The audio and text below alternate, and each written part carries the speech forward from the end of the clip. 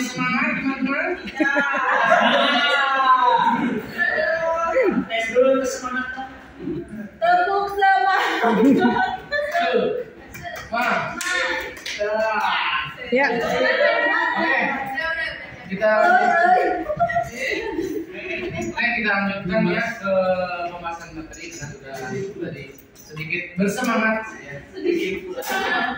Kita lanjutkan ke pembahasan pertama. Oh, ini ada nih. Pembahasan pertama mengenai pendekatan dalam pendidikan Islam yang akan disampaikan oleh Uli. Berarti udah disampaikan kan? Bukan mainnya di sini. Oke. Ini ada 6 pembahasan.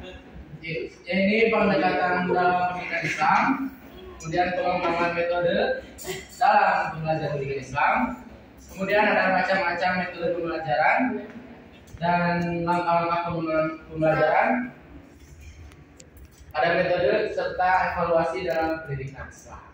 Oke. Yang pertama adalah pendekatan dalam pendidikan Islam yang akan dijelaskan oleh Kang Rizky. Baik, terima kasih Kang Aswal telah membuka presentasi kelompok kami pada siang hari ini. Pertama saya akan menjelaskan tentang pendidikan atau pendekatan dalam pendidikan Islam.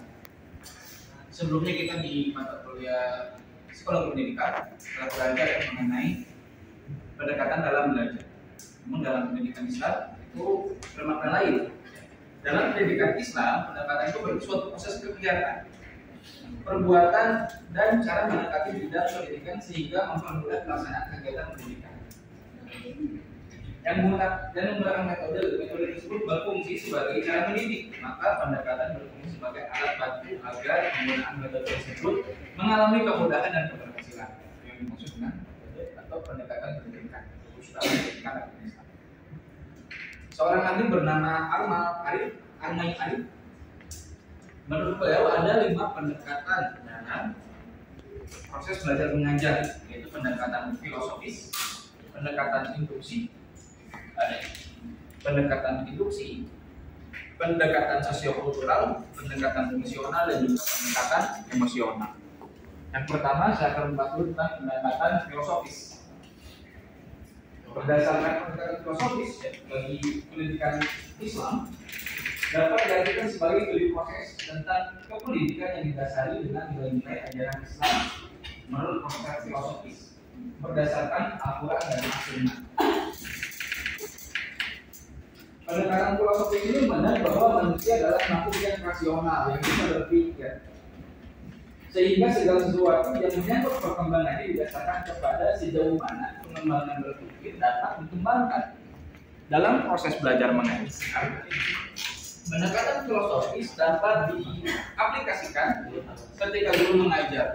Contohnya yaitu pada pelajaran mengenai proses terjadinya alam atau manusia.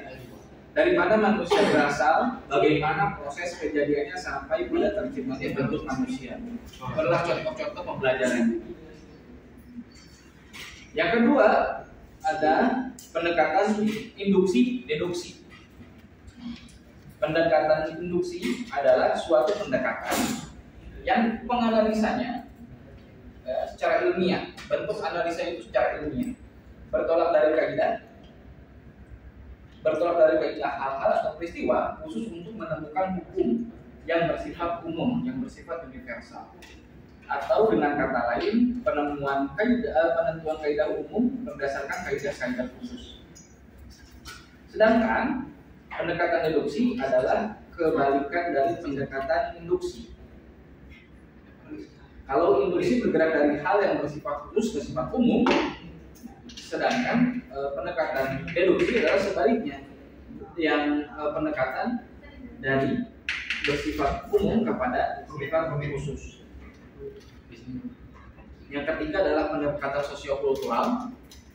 Pendekatan ini bertumpu pada pandangan manusia bahwa makhluk yang bermasyarakat dan berbudaya sehingga dipandang sebagai makhluk homo socius atau homo sapiens dalam kehidupan bermasyarakat dan kebudayaan. Pendekatan ini sangat efektif dalam membentuk sifat kebersamaan siswa dan lingkungan. baik di sekolah maupun masyarakat. Pola pendekatan ini ditekankan pada aspek tingkah laku di mana guru hendaklah dapat menanamkan rasa kebersamaan dan siswa dapat menyesuaikan diri dalam individu maupun kelompok. Yang ketiga adalah pendekatan fungsional, yang mana pendekatan fungsional ini berarti dilihat dari segi fungsi. Dengan maksud pendekatan fungsional dalam kaitannya dengan pendidikan Islam adalah penyajian materi pendidikan Islam dengan penekanan pada segi kemanfaatannya bagi siswa dalam kehidupan sehari-hari. Dengan berdasarkan kepada pendekatan ini, materi yang dipersiapkan untuk disampaikan kepada anak didik adalah materi yang sesuai dengan kebutuhan anak didik dalam kehidupan bermasyarakat. Karena harus disadari sepenuhnya bahwa materi pelajaran yang disampaikan pada anak didik hanya sekedar untuk memajukan aspek kognitifnya saja, tidak hanya untuk belajar bersosialisasi, tetapi juga untuk keberlangsungan hidupnya di masa mendatang. Yang terakhir adalah pendekatan emosional. Emosional secara lugawi atau secara bahasa adalah menyentuh perasaan, mengharukan, itu juga bisa berarti mengharukan. Secara terminologi, secara istilah, pendekatan emosional adalah usaha untuk menggugah perasaan dan emosi siswa dalam meyakini, memahami, dan menghayati ajaran agama. Melalui pendekatan emosional, setiap pendidik selalu berusaha untuk semangat, mempunyai gairah anak didiknya, ya, untuk membangun semangat anak didiknya dalam melaksanakan ajaran-ajaran agama yang sesuai dengan tuntunan Al-Quran dan As-Sunnah. Memberikan sentuhan rohani kepada anak didik diyakini sangat besar kontribusinya dalam memacu semangat mereka dalam beribadah dan menuntut ilmu. Asumsi di atas adalah sebuah keyakinan bahwa setiap kita memiliki emosi dan emosi selalu berhubungan dengan perasaan. Setiap orang yang disentuh perasaannya secara otomatis emosinya juga akan tersentuh. Itulah yang bisa saya jelaskan dari pendekatan dalam pendidikan Islam. Yang pertama ada pendekatan fisiologis, lalu ada pendekatan induksi dan pendekatan deduksi, dan juga ada pendekatan sosiokultural. Yang keempat adalah pendekatan fungsional, dan yang kelima adalah pendekatan emosional. Saya kembalikan lagi kepada Kang Aswan. Oke.